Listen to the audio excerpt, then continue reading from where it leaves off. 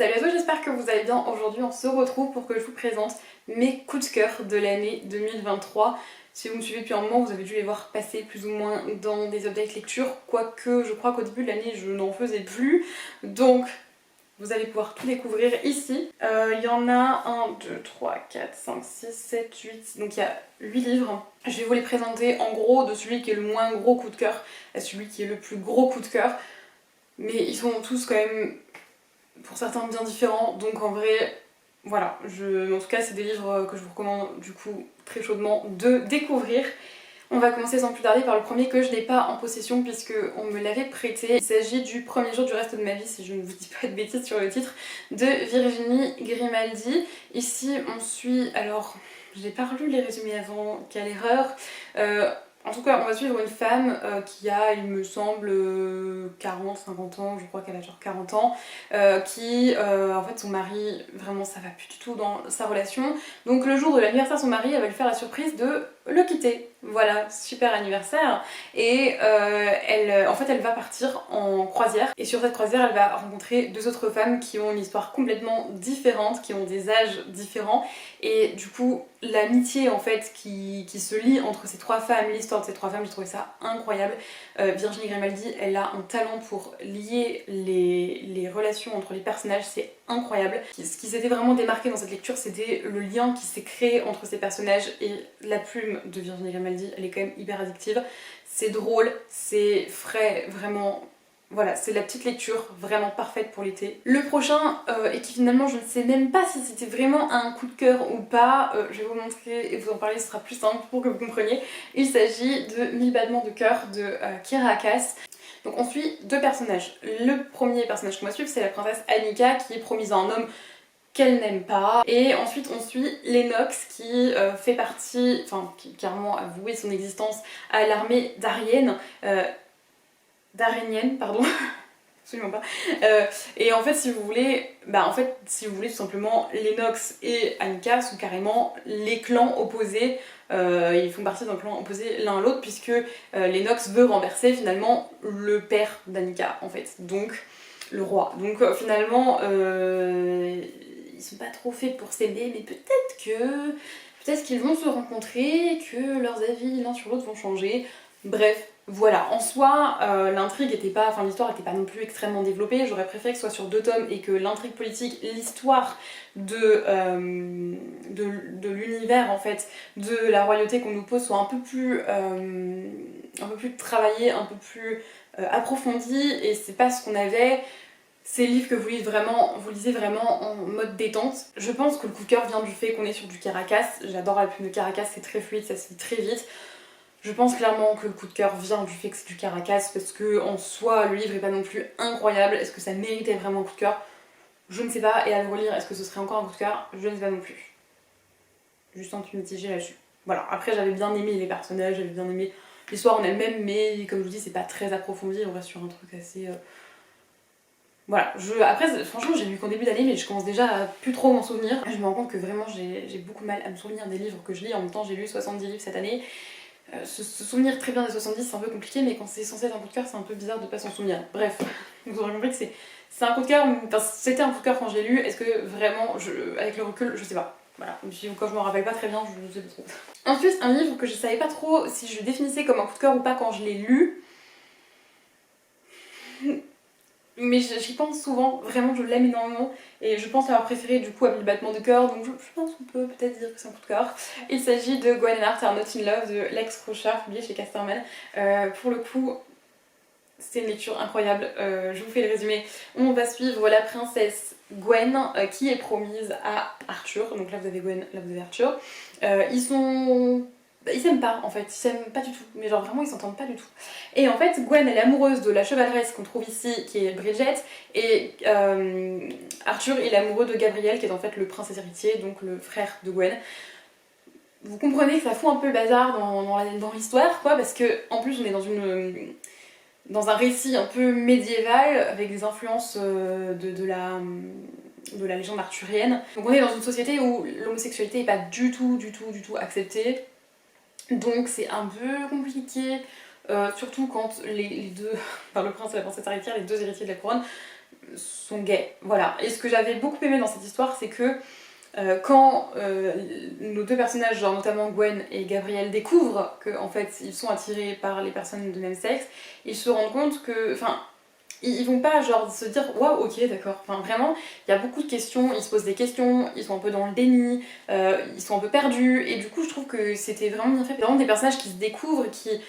Voilà, j'ai bien aimé parce que je trouvais que ça faisait vraiment crédible, et voilà, et on est sur un livre qui est bourré d'humour, qui est frais, qui est léger, qui traite pour autant de sujets importants, et ouais, il était incroyable, et puis le bouquin est magnifique quoi, enfin excusez-moi, mais il n'y a pas à faire des livres aussi jolis. En tout cas celui-ci, s'il vous tente, je vous le recommande à 100 000% parce que vraiment ça a été une très très agréable surprise pour moi, je pensais pas aimer à ce point-là, vraiment, donc je vous le recommande. Ensuite, on n'est pas du tout sur de l'humour, on n'est pas du tout sur de la fraîcheur. On est sur Ashes Falling for the Sky de Nine et Mathieu. De Nine Gorman et Mathieu Guibé, je sais que vous l'allez beaucoup trop vite. Ici publié chez le livre de poche jeunesse. Le tome 2, je l'ai lu cette année, mais c'était pas un coup de cœur. Pour le coup, j'ai préféré ce tome 1. Du coup, je vous fais un petit résumé. J'essaie de vous le faire assez rapidement parce que moi j'ai lu ce premier tome sans savoir de quoi ça parlait. Et c'est ça qui m'a fait vraiment apprécier ma lecture, je pense 2 fois plus. Mais en gros, on va suivre Sky qui arrive au lycée et qui, pas au lycée, à l'université, et qui, elle a envie un peu de s'éclater, tu vois, c'est un peu la jeune fille sage, tout ça, et là elle a envie un peu de s'éclater, de, voilà. Et en parallèle on va suivre Ash qui lui a une réputation de bad boy invétéré, qui couche un peu avec tout le monde, et qui est quand même un. Enfin, l'un et l'autre sont brisés par la vie. Voilà les deux personnages qu'on suit. On est sur un roman qui est très très très très sombre. Notamment, je sais que le deuxième tome, j'ai tendance à vraiment, j'avais envie de l'enchaîner, mais j'avais tendance à devoir faire des pauses. Et celui-là un peu aussi, parce que c'est très sombre et ça te bouffe vraiment de l'énergie. Je trouve que c'est. Enfin, voilà, c'est lourd à lire. Et donc, tu vois, je vais faire des pauses pour pouvoir respirer, faire un truc un peu sympa, aller regarder un Disney, je sais pas, mais qui me remonte un peu le moral parce que ça, c'était vraiment, ça te fout le moral à zéro. C'est triste. Moi, j'ai pas pleuré dans ce premier tome pour le coup. Le deuxième, oui, un peu quand même, on va pas se mentir, même si j'avais vu venir la fin. Voilà, en tout cas, on est sur un livre, je trouve que les émotions sont tellement bien transmises, ça se lit hyper vite, vraiment la plume elle est hyper agréable, les personnages ils sont hyper attachants. Je me souviens que dans ce premier tome j'ai lu 20 pages et j'étais déjà attachée au personnage, ce qui est quand même très rare, donc bah voilà, je vous recommande de le découvrir si les trigger warnings qui sont au début du roman ne vous font pas peur, évidemment. Ensuite, un livre avec des personnages incroyables, encore une fois, L'effet boule de neige de Clara Hérault, publié chez Hachette. Ici, vraiment, on est sur une de mes dernières lectures de l'année 2023 et on est sur une pépite.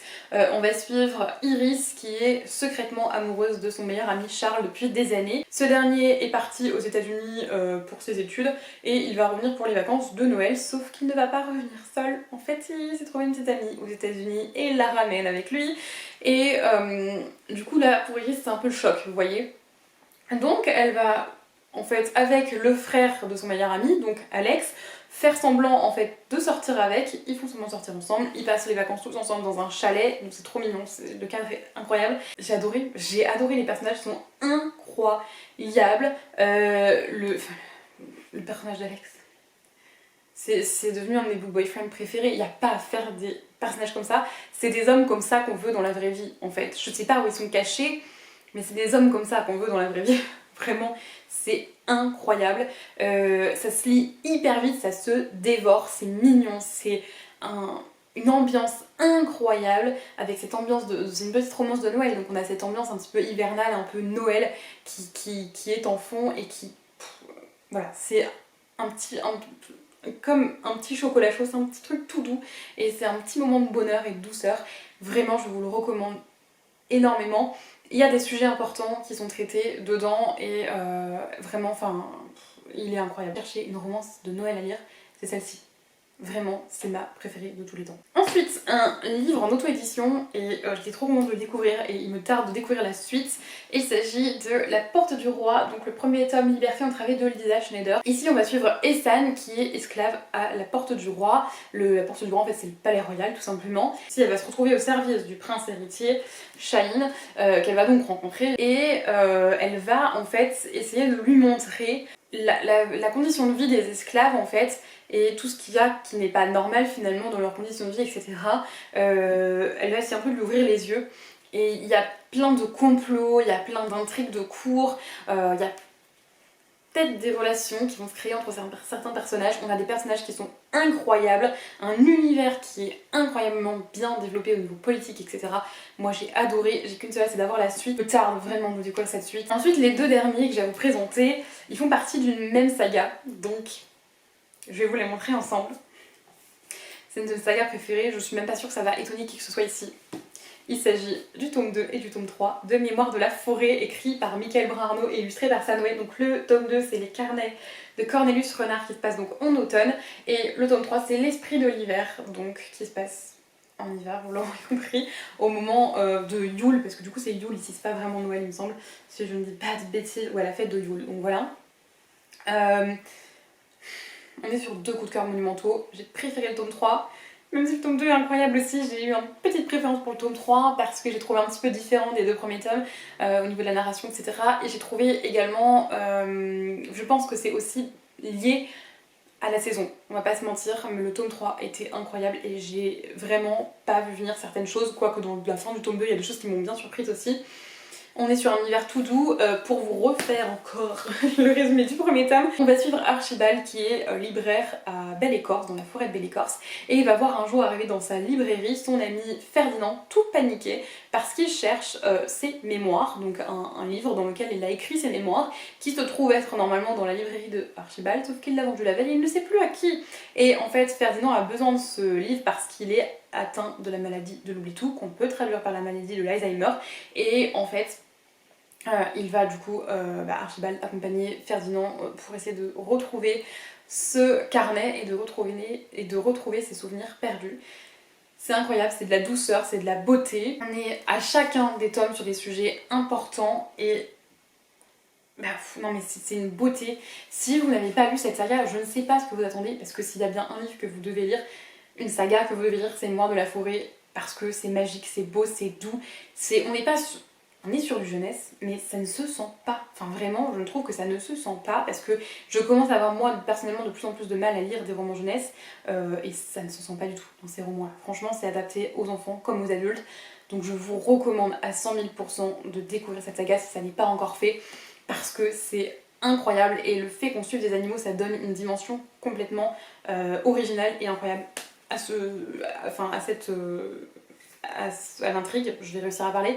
J'ai également écouté la série audio, donc il y a l'adaptation du premier tome qui était incroyable également, que je vous recommande si vous n'avez pas envie de lire le bouquin, parce qu'elle est incroyable, c'est une expérience complètement différente de la lecture du livre. Là on est sur une saga coup de cœur, une de mes sagas préférées de tous les temps, donc je vous recommande à 100 000% de la lire. Voilà.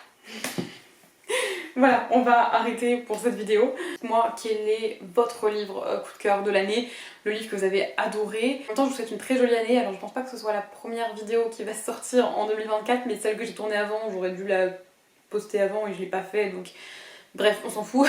Toujours est-il que je vous souhaite une bonne année, même si on est déjà genre le 10 janvier, je vous souhaite quand même une bonne année, et plein de belles choses pour vous, et voilà, j'espère que la vidéo vous a plu, et on se retrouve bientôt dans une prochaine vidéo.